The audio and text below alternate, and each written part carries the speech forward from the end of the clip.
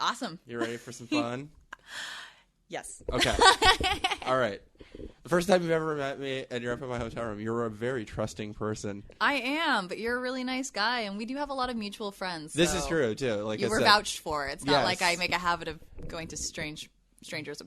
No. Like the nerd vetting process was like 3 deep on this. So right, it's, exactly. It's all good. It's all good. And with that wonderful little tidbit for you listeners, hello and welcome to a sleepy morning Otaku Crypt podcast here at Toronto Comic Con. I am here with the lovely UndeadDu. How are you? I am fantastic. And I haven't even had coffee yet, so this is know. wonderful. I know. I haven't either, and I'm like looking over at my room, and I have Tassimos there, and I'm like, they're probably gonna charge me $7 for one of those, but I'm gonna do it. The temptation's much too strong. I know, and I'm like, wait, is there a Tim Hortons over there, or was that something else I'm remembering from the other side of the street? I don't remember. The whole weekend's a blur. Yes. It's what happens on Sunday. The day got away from me yesterday. Right? Like, it felt like a really long day. Yeah. I mean, I had arrived probably around 9 in the morning. Yeah. Event started at 10. And before I knew it, it was 7:30. Like... Yeah. Like I said, I don't even know. I got up at 7, left my house at 8, Mm-hmm. and I couldn't believe my timing on this. So I drive into Burlington, about an hour away, to the GO train station. I buy my ticket, walk up to the platform as the train pulls in. King. And if you're a regular GO train person, you all play this game. You stand in one spot, lock your feet, and see how close the door stops to you. Yeah. Oh, yeah. It's like a... I used to do that when I lived in Sydney, actually. Yeah. And every single time I'd be like, come on. It's like playing the Price is Right. Yes. You know what I mean? You're trying to get the dollar. Yeah. You're trying to get the dollar. It's like, come on. Stepped onto the platform just as the train arrived and got the dollar. Oh my gosh. Yes. What a winter morning. I And then know. you got to go to Comic-Con. And like, then I could got you to ask for a more perfect day? And then I got to come be with my peoples. Exactly. So, but the downside to that was I got here so early. I was like 3 hours early for check-in. Oh, okay. Fair enough. So you had all your gear and stuff. I had like all my gear, this giant Pelican case over here that holds all this audio equipment and my camera. So I had to... And I had a shoot at 12 with somebody, so I had to bring so much stuff. I'm like, well, I need this and this and this, and then I'm like trying to figure out like how to like adjust all the straps on my camera bag. So I'm like, I straight up looked like the guy who sells the masks in Majora's Mask. Nice. That big backpack with all the things on it. I felt like that. It wasn't that grotesque, but that's how I felt. That is exactly how I felt. But I got here and I did my shoot and I got to see everybody. And then the really hilarious part, probably this is already like on my top 5 con stories, me sitting on the floor behind Chantel Zombie Bit Me's booth. Yeah. Finishing wiring her guns because the LEDs were kind of originally an idea we had together. I wound up not being able to help her wire up the chest piece and leg piece. Yep. She had another friend do that and did a great job. But the gun wasn't done in time. So there I am, sitting on the floor, stripping little wires with my teeth. Because that's so safe. And tying. Luckily, it's low voltage. But I'm just, like, twisting them and just, like, spending, like, an hour. Like, I'm a big guy, right? So this must have looked hilarious back there. Like, 6'4" guy, like, stretched out behind this, like, with LEDs. vendor's booth, like, with wires and tape and, like, getting her gun to light up. And I did, and you'll all see the pictures. Yeah, no, she looked phenomenal yesterday. Like, Zombie Bitney, she's a great girl, and I've definitely, like, been able to check out her work, but this con is actually the first time I would have been able to meet her properly, and she's such a sweetheart. Luckily, we do have quite a few events this year that will be at the same, same one, so I'm looking forward to hanging out. Hopefully you guys do something together, because I wanna shoot that. Well, you know what? Maybe I'll ask her. Yeah. I mean, we are both at Cape in Cornwall next month. Oh yeah, so that could very well be a possibility. Nice. To give her a ring. Yes. No, she's so sweetheart. She's now like the cosplay friend who lives closest to me. Nice. So like I see her the most, whereas a lot of my other friends are out this way, Toronto way, whereas I'm more on the other side of the lake, right? So yeah, that was a thing that we kind of came up with together, and I didn't get to really start it, but I finished it. That's awesome. No, I know what you mean about having cosplay friends nearby. I lived in Toronto last year, and I moved back to Ottawa in October. Yeah. And I think it's just because most of my cosplays have been at Toronto Comic-Cons and like the GTA ones. Yep. That I just have more friends in this area. Yeah. That cosplay. Yeah. So it was kind of weird, like going back to Ottawa and being like, who can I like cosplay hang out with? Because I mean, my friends and I kind of do these like weirdo things. Like we do Mario Kart go-karting every summer, where we actually all dress up as Mario Kart players, show up. We do Disney bowling. Like basically I think we all kind of got bored. Like it's like, oh, I've done that 100 times. Why not spice it up? We did Pokemon paintball. I don't think Pokemon are supposed to be shooting each other with paintball, but it's fun. Dude, did you just hear my mind shatter there? I know, like, right? I want to do that. You want to do that? Feel free to do it. It's just that the thing is, the go-kart place will kick you out if you throw things at each other. Because we all showed up with props. Like, none of us told each other about the props. Like, we're all like, like we each you like collectively had the idea. It's the same idea to throw banana peels and shells at each other. Basically, so like we all like kind of like over Facebook, we're like, okay, I'm this person, whatever. I was Wario. Hell yeah. And mustache included. Nice. And then we're like, okay, just show up in your costume. We all show up with props. Like one shows up with a green shell, and then we're like, oh, that's sweet. And then someone comes around with a blue one. We're like, you jerk. Like, had to go up me. He's going to take out the leader. Oh, yeah, for sure. And then like I ended up making a headband that fit over the helmet with the star on it. Oh, man. It didn't make me go any faster, but like cutting off your friends in the corners definitely does. Whereas, okay, I'm hung up on the Disney bowling. Okay? Oh yeah, that was wicked. I do want to hear this before okay. I try and drop something. Who were you? I was Jafar. So like that was for the first one, because like I mostly do gender bent cosplays anyway. Plus, I love it. Like, I love reimagining male characters as female. But I also have a weirdo thing for wearing mustaches. So I hadn't ever worn a mustache like Jafar. I know, right? So I ended up like twisted. Pulling out like part of a wig I had to make it.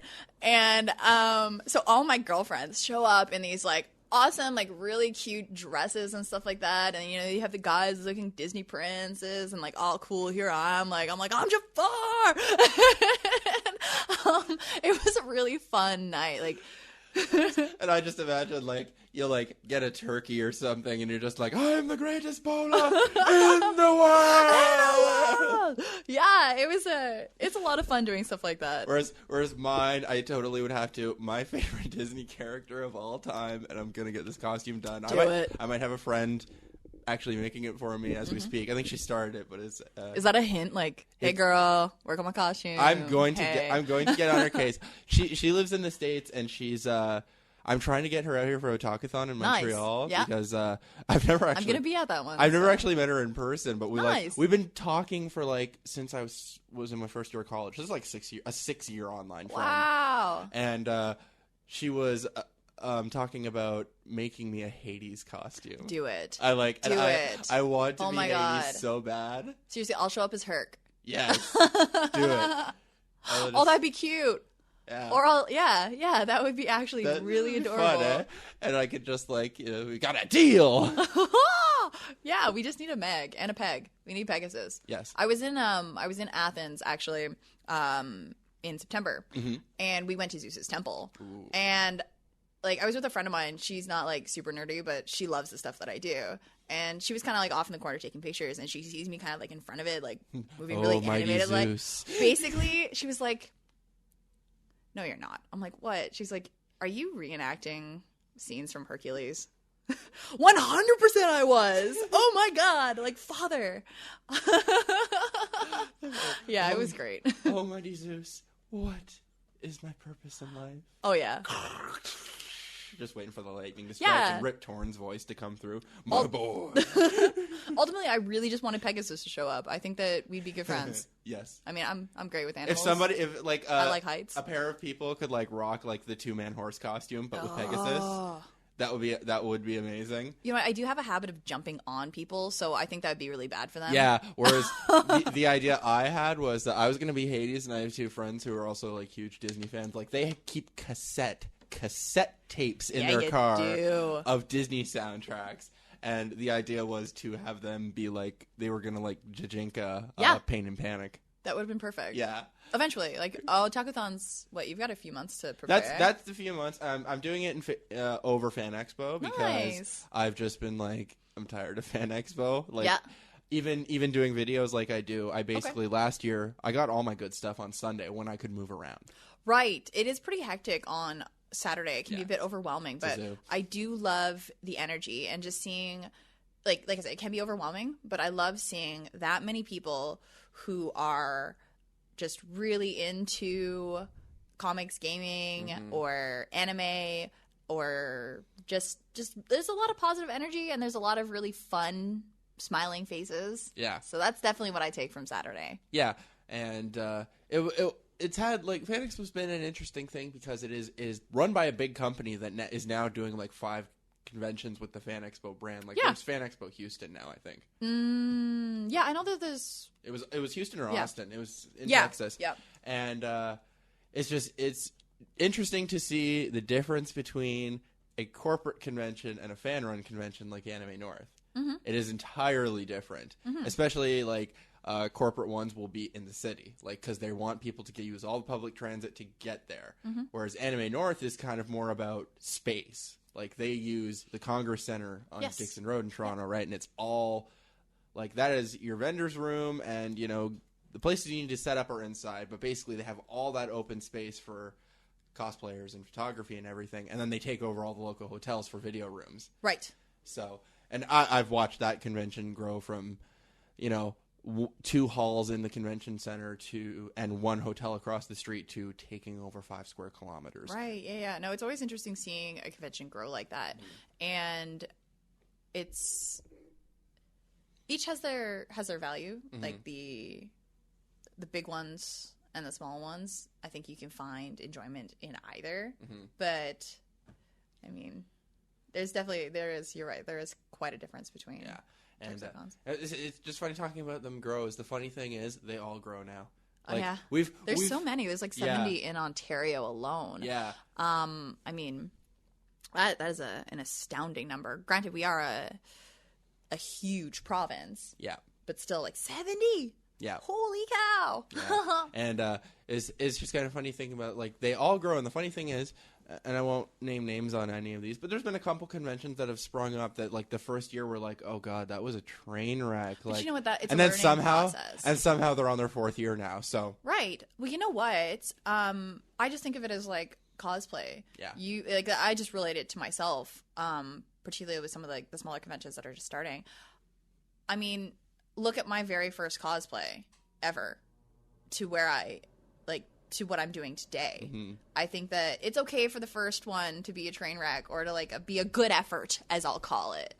And as long as you keep working, as long as you have the good thing, like the best intentions in mind, you're only going to get better. Yeah.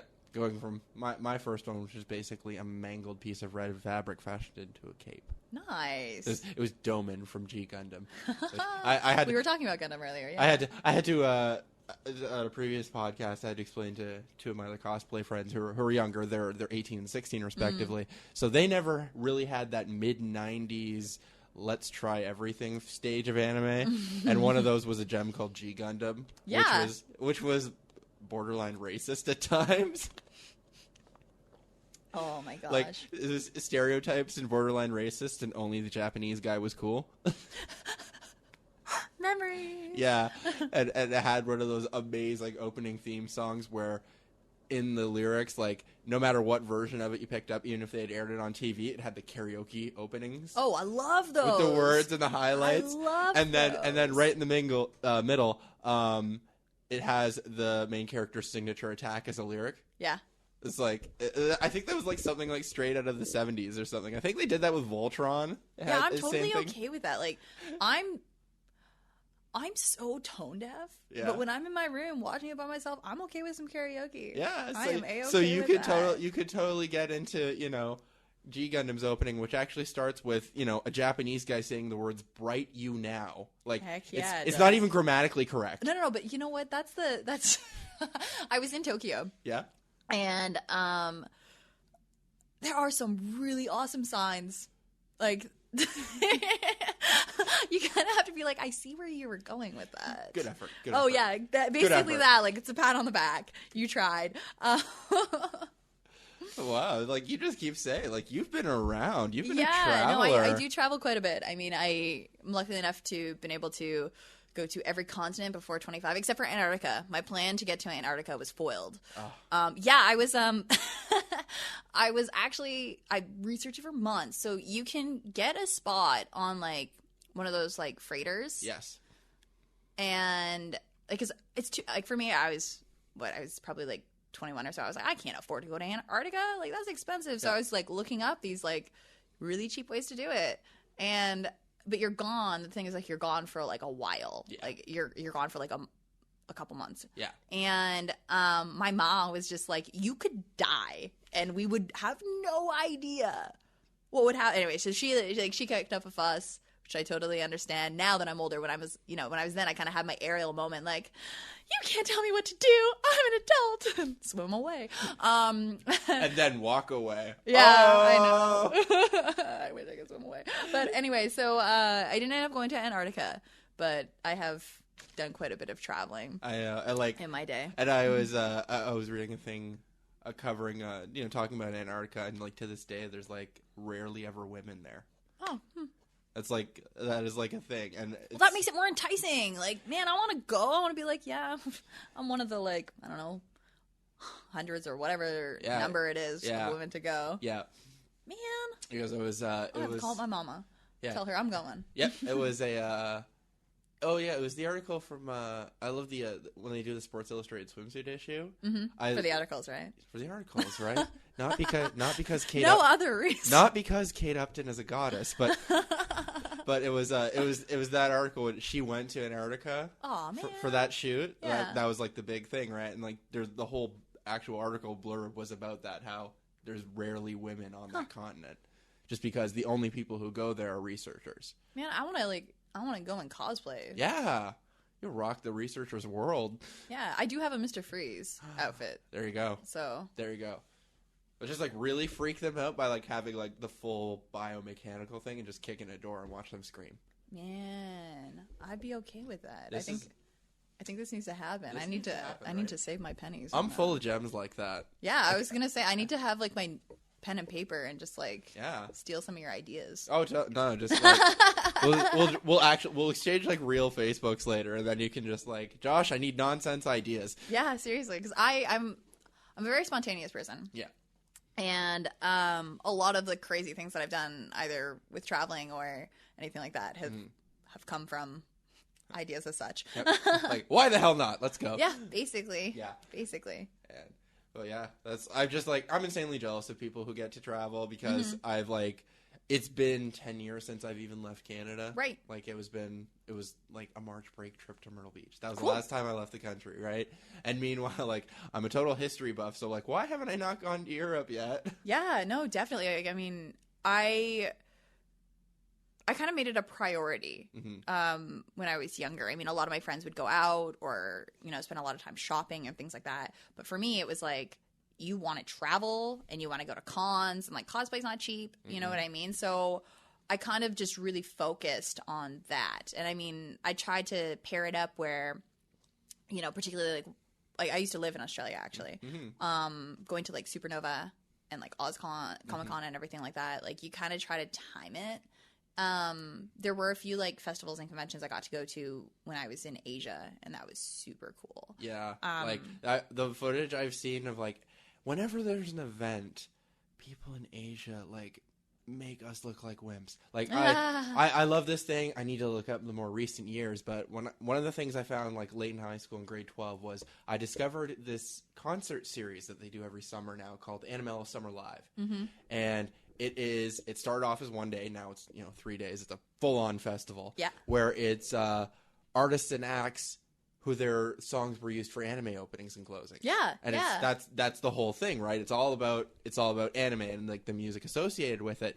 And the 2007 one was basically, like, a thing I was obsessed with. I was watching it every day. And, like, just all of these, I, like, started to know, like, Japanese artists by name. Yeah.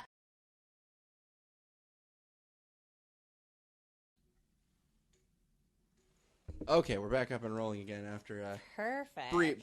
brief technical difficulty there. It was just an intermission. We gave everyone the chance to get popcorn. Yeah. Oh, I should totally do that. Like in the middle of the podcast, we were actually in my house. We were watching Spartacus, the old version of Kirk Douglas, and it's actually in the remastered version of it. There's still a bit for like 8 minutes where it pops up and goes intermission. Yeah, I love that. We need to bring that back. Oh, I totally agree. Did you remember when Titanic first came out? Oh, I do have a funny story, but yes. Yeah, I do. And that one came with 2 intermissions. Well, yeah, I remember. Okay, because like with that movie, my brother hadn't seen it in cinema because he was, I think, much too young. Yeah. And my mama was like, "Oh, you've got to watch this. You got to watch this." This was probably last year or so, and they're watching it, and this we have it on VHS. Yep. So he watches the first one. And he's like, "Oh, good movie." He thought that's where it ended. And then my mom's like, "Oh no, there's a second one. There's a second one!" Like the poor kid was just like, "How long is this movie?" Yep, the old dual VHS for one movie. Right, it came in that fancy holder. The sleeve, right? Yes. It's all golden. Yep, the kind of thing that you usually only saw at your grandparents' house. No, we have it, and we still have it. Oh, I love it. That's one of my proud collector's things that I refuse to get rid of is I have the original Star Wars trilogy. I was about to say on one of those things with the big sleeve. Yeah, with the Vader one. Yeah, I got that too. So we have it side by side. Each side is different. Yeah, you turn it. It's got Vader on one side, and Yoda and 3PO on the other. Yes, no, we have that one, and they are side by side. Yeah. There's something magical about watching it on VHS. Like just some movies here and there, you feel like a kid again. My brother and I watched The Lion King over Christmas break, and it was funny because it was at the end, and we hadn't rewound it. Yeah. My brother's like, "Oh, don't look, spoilers." That is one of those Disney movies where it's like watching it as an adult as like, how did some of the stuff get through? This is really bad. Right? It's like the whole be prepared thing is like, that's a Nazi march. Well, in general, the hyenas are goose stepping. Oh my god. It's so funny though. I find that some of the things when you rewatch it, all those things that went over your head as a kid. Yeah. The ultimate one to rewatch as an adult is Reboot. Oh my gosh, I was actually thinking about doing a Reboot cosplay. Yeah. And I want to make sure I do it here in Toronto or something. Mm-hmm. I just think it would be a lot of fun. And my cousins and I were talking about Reboot, and we just remember I being crazy about that on TV and such. I found it. That show is really, really unique, actually, in the sense that basically when they started doing that, they came up with that show. It wasn't even supposed to be a show. It was like an animated short that they came up with, basically showing off new technology. They have a 3-minute short that I think was in the first episode. They have the game, the spacecraft game. Yes. And what basically, it just kind of went from there. It's like, oh, we want to see more of this. And these guys spent millions and millions of dollars inventing the technology to make that show as it went. That's why if you look at the release dates on it, they're super far apart. Okay. Yeah. And no, it was really interesting in the fact that it was a show that first people didn't have faith in. One, it was treated as a Saturday morning cartoon. Yeah. But certain things about it got darker, man. It did get dark. Enzo, right? When he gets older and stuff like that. When he becomes Matrix. Right, exactly. All of that kind of stuff. You go back and watch and you're like, oh man, this is not necessarily kid friendly. This is definitely Teletoon at night kind of material. Although Teletoon at night used to play Spawn, which was awesome. That's so true. Yeah. I love Spawn. It's Canadian, isn't it? Reboot. What ended up happening was I think at first the guys who made it were Americans, and then it wound up being picked up and finished by YTV. Oh, okay. Chorus. That's what I thought. I remember reading about it. It's interesting. If you're watching it on DVD, you'll notice at the end of the credits, they show whoever made it. Yes. And at a certain point, it changes from it's Shaw or Alliance Atlantis Kids, and then it becomes Chorus YTV. Nice. Okay, because I do have I love my country. Mm-hmm. I love Canada, mm-hmm. and I mean having traveled the world and everything like that. I love many places, and I've been in love in many cities and areas that I've been to. But I can say without a doubt, I love being Canadian. Yeah. And I do support a lot of Canadian companies, so it always makes me really happy when I see something that's produced here and by people here. You know, even for me, I just started working in special effects this past year or so, and like props building and things like that. So there's some independent groups and like some bigger budget groups that I've encountered, and it just makes me so happy to see the work here. Yeah. So, Reboot was definitely cool that way. And I'm just saying, like, amazing to watch as an adult because you're picking up on everything you didn't realize before. Like, each game is a giant pop culture reference. Oh, yeah. Like, the Evil Dead one is hilarious. Where they're inside Evil Dead, although they called it Malicious Corpses for copyright. And when they all reboot, Enzo is zombie Michael Jackson. Oh, I remember this. And Dawn is Elvira. Oh, my gosh. Yeah. Oh, Reboot flashbacks. Yes, I do that to everybody because I watch it all the time now that I have it on DVD. Man, and I love to drop it on people. I need to rewatch that. I've seen episodes here and there, you know, since seeing it as a I don't know, I guess teen. I think it was when it was still a kid teen. It's like the run is like 96 to 99, I think. Yeah. Okay. Yeah. No, I was still a kid then. So I definitely remember a lot of it, but there's some things that you don't like. You know, I've seen how many shows and read how many comics and played how many games since then. No, it's one that you definitely need to rewatch because you're gonna pick up on stuff and laugh your ass off. Okay, cool. I'm gonna have to do that. It's really good, especially like. You know, listen. If you have a DVD version of it, listen to the commentary because how they made it was really interesting, and like, they argued over a ton of stuff, like the plot arcs. And one of the big arguments, because it was going to be Saturday morning television, was to make Dot anatomically correct, like actually giving her breasts. Oh, okay. And that was a big deal, like early on, right? Because this was going to be a Saturday morning cartoon, and they didn't want, for some reason, they didn't want her to, you know, have breasts. Interesting. Yeah. Interesting. Yeah, it was that one was a little weird. And apparently that was the thing that the creators like fought for and everything. Like, you know, this is an adult woman, right? So she needs to look like an adult woman. And yeah, that is just one I love to bring up and rock people's minds with because every time, and this is people who aren't even like into like deep into fandom or anything, they'll go, "Oh my god, I totally remember that." Oh yeah, how can you not? I remember thinking like the effects or like how it was done. I was like, oh, that's so cool. Yep. But so a little more into you instead of just things that we're into. That's fair. Yeah, I know. This is when you get like-minded people together and you can just nerd out for hours, forever. Right? Yeah. And I love just catching it on audio and playing it back, even just for myself. But so you've done a lot of traveling. You've done a lot of cosplaying. How long you been at it? My first cosplay was about 5 years ago. Yeah. And it was a Tifa, but that was one of the Tifa, you can do Tifa really well, but as something to kind of throw together, it's feasible. Yeah. I mean, it wasn't obviously. It was just kind of like I wish I had photos actually. I think I have a friend of mine drew me. And that's the only photo I have of my, like, in Chibi. It was so cute. Yeah. That's really the only image I have of my very first cosplay.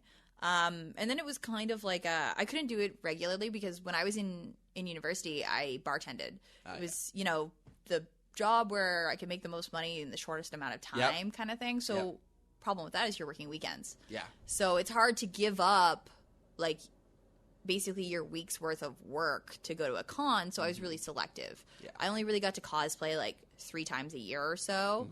And then it's kind of been the last year that it picked up. I mean, this summer was actually the first time I ever made my own costume from start to finish. Yeah. Before that point, I was, you know, you buy items, you might like adjust it, you might make parts of it kind of thing, but I'd never made my own costume from start to finish. Yeah, and so what was that first one that was start to finish? That was Khal Drogo. Oh, nice. Yeah, so I like that one. Thank you. I'm a big fan. I could tell. I was gonna say. So, you know, I'm Dothraki at heart. Let's be fair. Oh yeah, 100%. That is one of those things that, you know. I've had Game of Thrones chat with a few people. I'm gonna do it again here. Yeah, it's happening. Just for briefly, of all the people and races that they've come up with in Game of Thrones, right? Like, Dothraki are, yes, they have like that savagery about them, but they're honest. That's the thing. Like I see a lot of warrior, like, you know, warrior virtues, but I am about to tell you a story that's probably gonna mind blast you, and you're gonna hate me for it. All right, I'm ready. So I was in Dubrovnik, Croatia in September, and kind of walking around, and I don't know if you know, but Dubrovnik is where they filmed King's Landing. Okay. Yes. Yeah, yes. The walls. the the walled walls. city. Right. Yes. The walls. Yes. So, stumble upon a set. Oh no, you didn't. Oh yes, I did. Oh, oh, no. It gets better. Oh, so there's a blood clot of jealousy forming. Oh wait, there's more. Oh no. If seriously, if Peter was there, I'm gonna die. Give me a minute. All right, so stumble upon set, and I'm like, I'm sorry. Like, I know you guys are working, like setting stuff up and stuff, but like, please, like, I'm like, I won't really like touch anything, but can I play with it? And then, like, you know, they were really, like, the guys were really nice, and I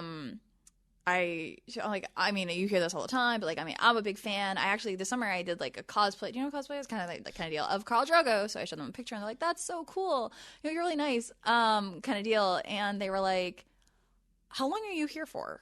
Oh no, this is not going. This is going where it's no. This is going where you think it's going. No. I was like, well, I mean, we're here for a couple days because, like, I was actually, we were staying on a boat, and you know, we were going to be in Dubrovnik for a few days, kind of thing. And they're like, do you want to, like, maybe do some extra stuff? Oh, die on the inside. So, episode 2 or 3, my friends are joking, like, it's probably going to be, like, you're going to catch my heel, or, like, it'll be, like, my back. It's just, like, I can't tell you what happened in it, but, like, I'm really just, like, walking past in the background. Like, we're joking, like, we're going to look, like, it's going to be, like, where's Waldo? But it's a crowd scene, and I'm just kind of there. But the better part is, in the walls of the city, there are nightclubs. So anyway, so I, like, you know, met a few people, and they're like, do you want to go out? So in some, like, let's just say some of the cast go out. So, yeah. That's all I'm going to let you know, because I think that your head's going to explode.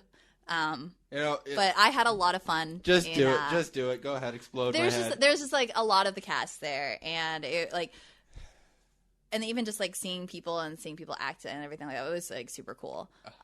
So yeah, and then I got to hear others, like, hear stories from, like, some of the people that I'd met who work on the show, and that was just such a really cool experience, because being in that space and, like, you know, just makes you feel more involved. Like, it's like, oh, I love this thing, and I got to, like, see it all happening, not, like, see it all happening on a video that someone took, you know, like, behind the scenes thing. Yeah, so that was my super cool. Plus, it was awesome, like, just running around King's Landing, like, kind of the day before, and, you know, we we took pictures, like, we reenacted moments from the show, kind of thing. I did that in New Zealand as well. Like, my mom grew up in New Zealand. Yeah. And I've snowboarded, like, down Mount Doom. This is like my I was on my very first podcast with my dear friend Pat. The same thing. She went to New Zealand for a year on work exchange, and went skiing on Mount Doom. Yeah, seriously. There's I did all, like, because I enjoyed what I did for Lord of the Rings, like, reenacting all these, like, scenes and like taking, you know, pictures of you acting it out, or like things like that. I got to go to Weta. I mean. Yeah. Doing, like, being into props and special effects and stuff, that was cool. So because I did that when I was in Dubrovnik with my friends, I was like, we have to do this. Like, you'll thank me later. Because at first they were not into it, but afterwards it was just like, and this is where I strike you down, Ned. It was awesome. We pretend to kill a Joffrey, like, it was great. I am, like, so insanely proud and becoming more endeared to you by the second, really. Thank you. It's just like, because that would be my move. Like, we are 25 years old. Let's play make-believe. We're here. Yeah, seriously. My nickname for a while used to be Peter Pan. I'll never grow old. It just, like, got like a bunch of empty pots and pans, and you're eating your dinner. Basically, that's me. In a nutshell. I love it so much.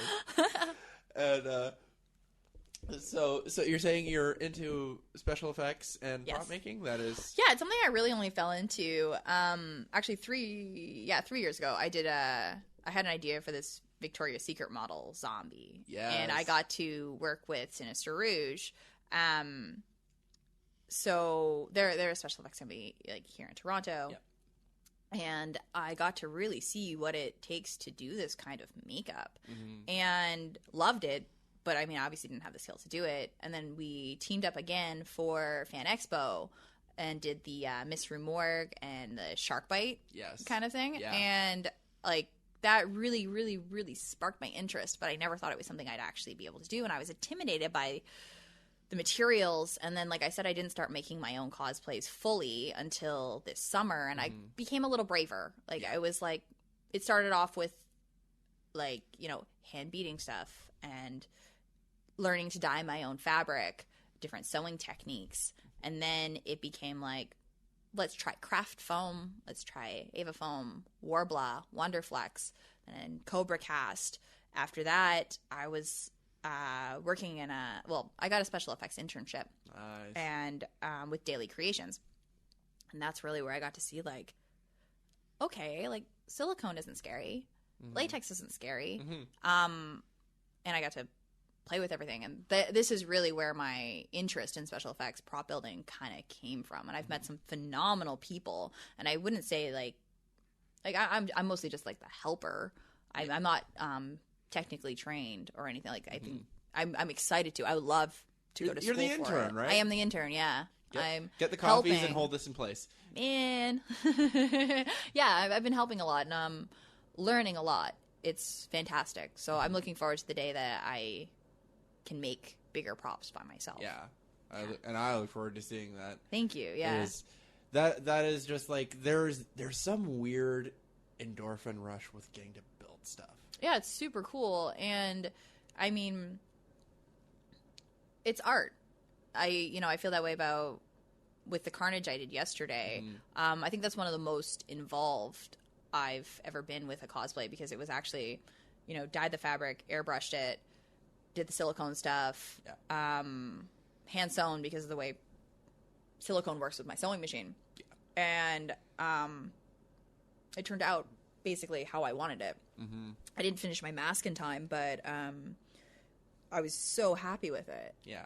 And you can't help especially like when people receive it in such a positive way, you can't help but feel that pride in your work and that, the endorphins, the excitement. Yeah. For sure. It's the figuring something out, how to make it work, and then finally getting to show it off and people like it. It's like how they say there's actually like I think it's like a dopamine reaction when somebody likes your stuff on Facebook. They're saying that I do it for the likes. I'm gonna do it. Yeah. Remember that funny vine? Yes. And but no, like that is definitely something that I feel too. When I don't get to make stuff as much as I would like to. I'm pretty busy, and this is kind of the Band-Aid for it is doing the podcast, podcast and my videos and stuff. It's when people see it and say, "Oh my God," I'm like when they're so happy to be on a video. For sure. In the cosplay compilation videos, like people get so excited to see themselves in videos, and that was the reward. Definitely. Yeah. That's so like it really is exciting, and a lot of hard work goes into cosplays or just art or anything like that. And when you can see the finished product and you're happy with it, that's such a cool feeling. I mean, I feel like every single time someone says like, "Oh, that's cool," it justifies the time that you like cried or almost wanted to like rip your cosplay or throw it away. Yeah, there's always those funny pictures that people post before and they're so true. Yep. I actually for the silk, like I also had help from Kate from Daily Creations on silk because that was really the first time I'd worked in silicone that way. I was at home working on it, and it was one of those like really bad combinations of like hungry, tired, and this part of my cosplay isn't working. Yeah. And I had like I wanted to throw it, but I also didn't want to make it worse. And then have to like redo something. So in my mind, I was just like, ugh. wanting to like have a freak out. But I mean, I think that those moments and like struggling with something just makes the end product so much more rewarding. Yes. You know what I mean? Like, I triumphed over you, costume, kind of deal. It's just for some reason the way you said that is have you seen Kill la Kill? Yeah. You know the bit where like Senketsu comes to life and says, "Wear me, wear me." It's like, no, you flipped the script and said, "No, I'm gonna wear you." Oh my gosh! I know. Damn it! Now I'm gonna have a giggle every single time I cosplay because of you. I'm okay with that though. That's what I do. I get silly shit in your head. That's how I work. I'm basically, I'm kind of a Peter Pan too. I never grew up. That's okay. You know what? My friend, she's almost 40, and she's like, "Did you know that if you don't become a grown up by 40, you don't have to?" Nice. And I'm just like, "Is that the trick? Awesome. I'm gonna have to go with that." All right. We're gonna call this the second star on the right approach. All right. I like that. Yeah. I like to pull my Hook references in whenever possible. How great is Hook? Oh, that is it's a 4-hour movie that you will never not watch. Oh man, so good. And it's just like, of all the people they could have got to play everybody in that movie, right? And who they did, and it worked so well, right? Like, who would have thought Julia Roberts as Tinkerbell would be amazing? But seriously, like, no, it's a great movie. Yeah. Rufio. And that guy's are the Pan. That guy's the voice of Prince Zuko. Oh, king. It's funny actually. When you kind of follow up with actors, you know what I mean, from movies or shows that you loved in like as a kid. Yeah. It's so interesting. Yeah. Like, where do you think the kids from Animorphs are right now? I don't know. I need to look it up. I feel like we need to Google that. Yeah. Not right now, but no. Soon. Like maybe like some of the kids from Goosebumps and Animorphs. Like, I wonder if they went famous or something. My favorite one, since we're on this, is do you remember a little gem called Snow Day? Yes. Okay. That is an amazing one to look up what everybody looks like right now. So the fat kid Josh Peck got skinny. He's very svelte now. Oh my gosh. You know the girl who Hal, the brother, is after. He's after the popular girl, right? Yeah. Claire. Well, that's Emmanuel Chiriki, who basically, like, she was the hot girl then, and she just became a hot adult. Ugh.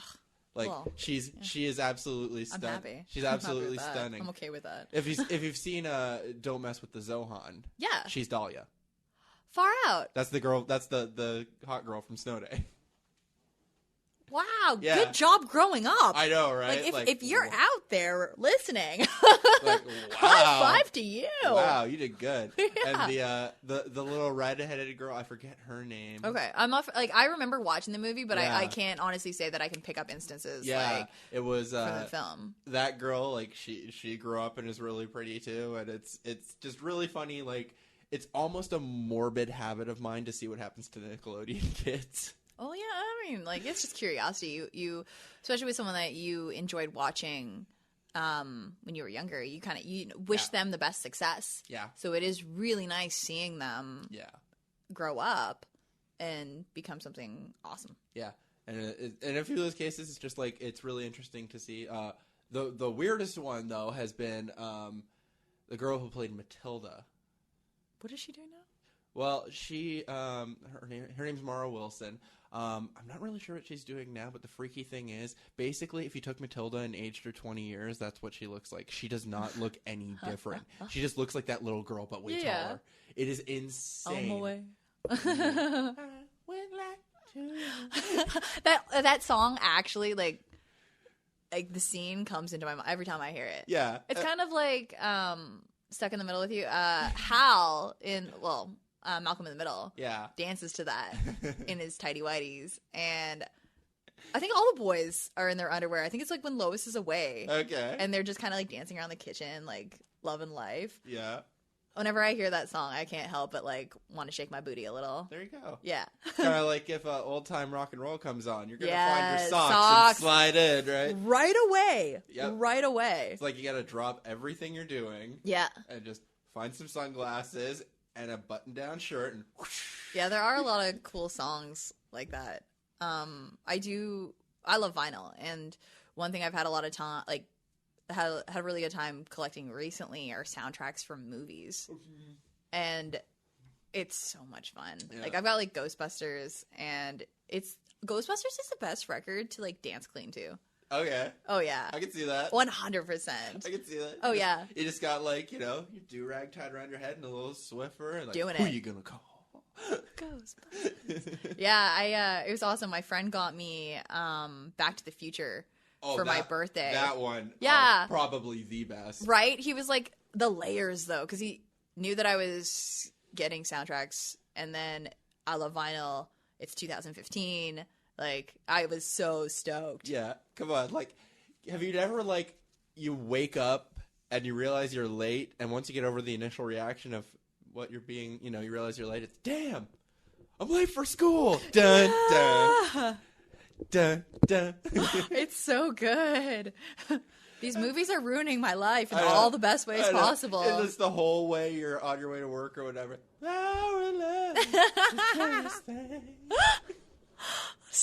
That is how my brain works. I can't help it. That's okay. I like to to hum, like, Indiana Jones when I get ready in the morning. Dun, dun, dun, dun, Oh, yeah. Basically, dun, dun, try dun. brushing your teeth and thinking of that song. Like, nothing. You were getting epically clean teeth. Exactly. Everything you do is epic when it happens. Yes. That is like a joke of, like, you know, you got the genie's wish. Like, you're going to use one to have your own soundtrack, right? That would be kind of cool, though. Like, yeah. As long as you can turn it off. Otherwise, it'll drive you crazy. But internal DJ. Yep. Which we all have one, but you kind of want everybody else to hear it too, so you right? realize Like, get how on my epic level. you are. Get on my level. Oh, goodness. So, I just had kind of one thing. It came up yesterday. I was, I think before this one, I did a kind of an impromptu podcast with Carly Woods, who's down on the convention floor. She was super sweet. Awesome. And we just wound up getting hardcore into Star Wars chat. Oh, yeah. Right? And you've got an amazing Darth Maul. Thank you. That you did full makeup on. Thank you. I was just like, okay, if there's going to be a theme of this weekend, let's talk Star Wars anticipation. I do love Star Wars. Well, Yeah. I just wanted to mention with the makeup for that one, I didn't personally put the makeup on. Mm-hmm. It was actually done by Jen Wright and Kayla Gilkinson. They're two of the girls that I work, like I mentioned, I work with a few special effects companies. And what we really like to do with our makeup demos is show people that it's not as scary as you think. Yeah. You know what I mean? So that's one thing we wanted to do with body paint is not necessarily just do a flat body paint. We did that with Yoda when I did my female Yoda. But with the Maul, we wanted to show people, like, hey, like, this is how you do it and how you can do it. So I just wanted to mention that, like, I love the Darth Maul and thank you for loving it as well. But I did want to make sure that they got their shout out because they do amazing work. Yes. But yeah, Star Wars anticipation. Yeah. Episode 7, excited? Of course I'm excited. Actually, I'm trying to not think about it because I get excitement quivers. Yes. Like, I'm really looking forward to it. I'm going to say one thing about the lightsaber design. Oh, the tri-saber? Right, yeah. I'd like to see it in action, but I'm definitely in the camp where I'm not keen on it. And it dawned on me, like, you know, I'd like to have kids one day, and that could very well be one of my kids' favorite lightsabers. Yeah.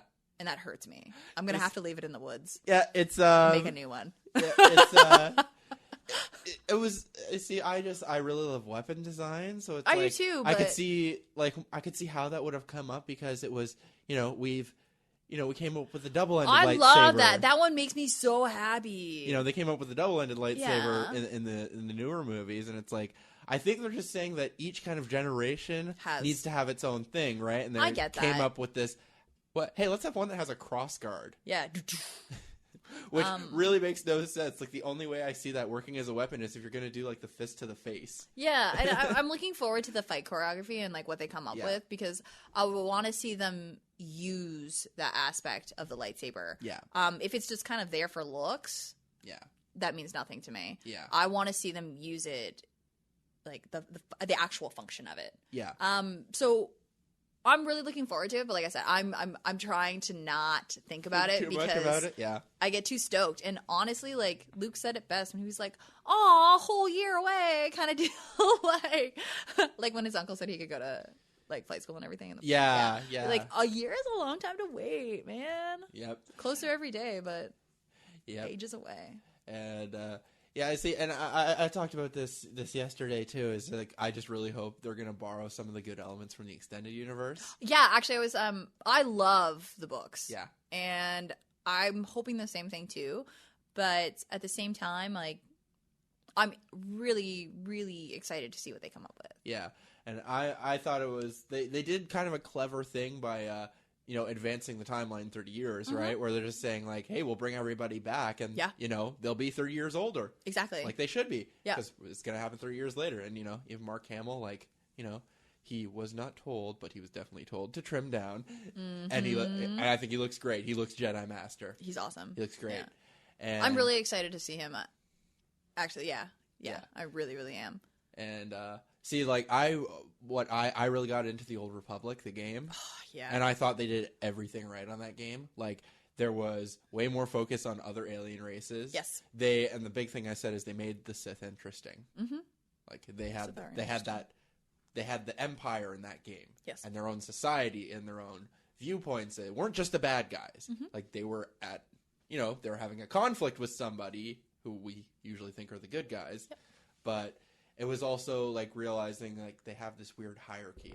Like I did not. Well, it's not just chaos. I mean, there's a structure to it, and there's a reason why the Sith were, in control. Yeah. For so long. Yeah, and it's the big thing was learning that Darth is a title. I didn't realize. Oh, you didn't know that? I thought it was just like, oh, we got to give them a new name. It's like saying master. Exactly. No, yeah, no, I got that right away.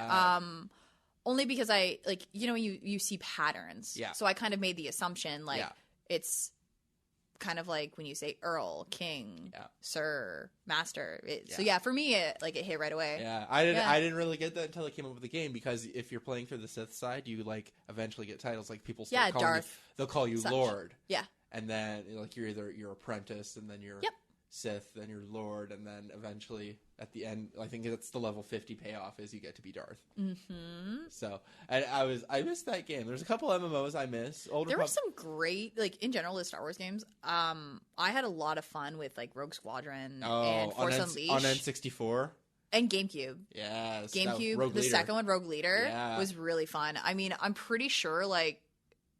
I remember playing a lot of GameCube games, but I logged some serious hours on that one. Like Smash Bros. As well was like the other one. Mine was Sonic Adventure 2 Battle. Nice. I cleaned house on that game. I got Just to the thing. It. There was that one has the heroes. There's the hero in the dark story. Yeah, I remember. Oh my god! I remember this game. The funny thing is, oh, you're making me so. Yeah. The funny thing is, it's kind of like if you ever played Legacy of Kain. Yeah. Okay, it's kind of the same thing where the dark story is actually the canon story. Yeah.